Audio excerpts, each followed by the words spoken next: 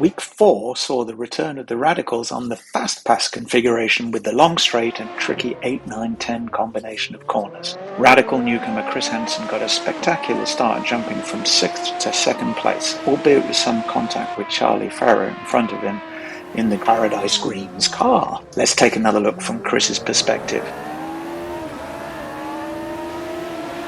He was able to hold off the field through turn 7, but cold tyres saw Victor Ling head off into the desert for what seemed to be the end of his race.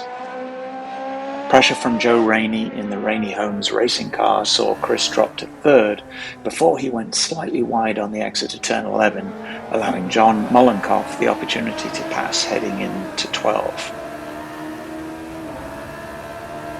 To his credit, Chris was able to recover quickly and stay on John's tail, and when John went slightly deep into turn 1, Chris saw the opportunity to make up for his earlier mistake. This was good racing from the two Radical rookies.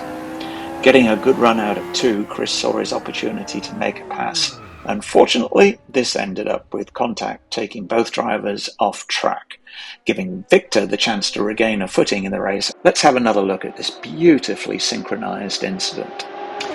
All the mayhem on the first lap let Steve, Joe and Charlie open up a good gap on the others. With close racing for several laps, all of them lapping within 1/10 of a second of each other.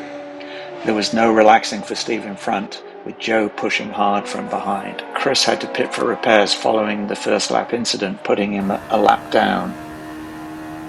I don't know if it was all the chatter on the radio or his manoeuvring to break the toe, but Steve forgot to change up into 6th gear on the straight, and Joe misjudged his closing speed under braking into 4, hitting the crash test car in the rear, spinning him out.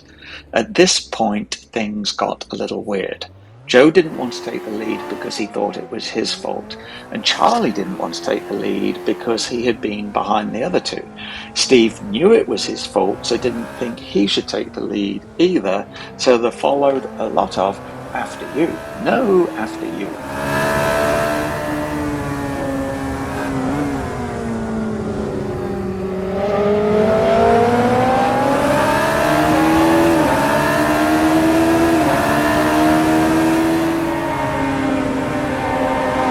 Joe eventually got fed up with this and put his foot down to take the lead.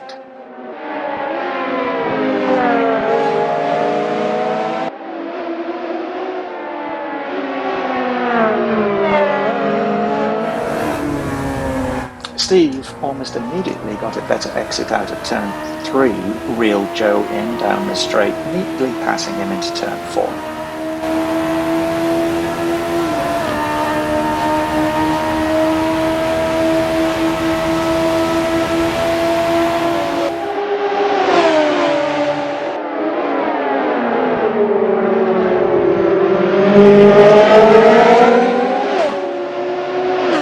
The original order had been restored and the fast lapping continued until Charlie ran wide in turn 1, spinning out.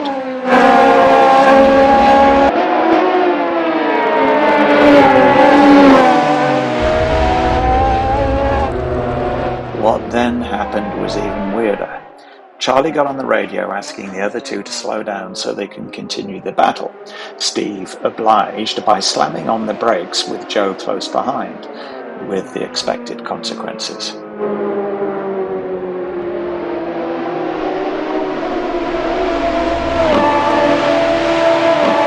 At this point, Victor, Chris and John all passed by before Steve and Joe could get back up to speed.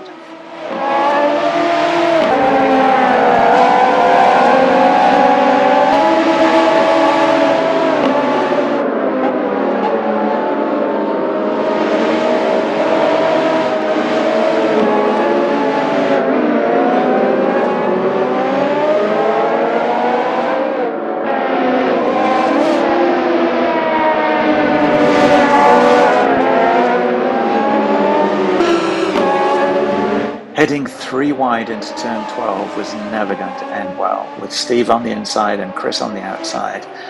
John was sandwiched in between the two of them, and after a bit of pinballing, Steve emerged in front with John close behind after Chris ran a little deep in turn 1.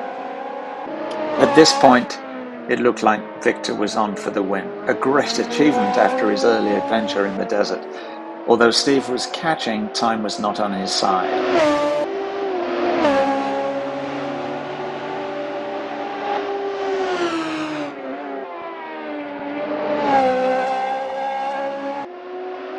And as the seconds ticked down on the penultimate lap, Victor got a little out of shape coming out of 2, which made him miss the apex in 3, running wide on the exit and spinning to the inside, handing the lead to Steve, which he retained until the checkered flag. John Mollenkopf finished in second place in his first race in a Radical, and Joe Rainey brought up the podium positions in third.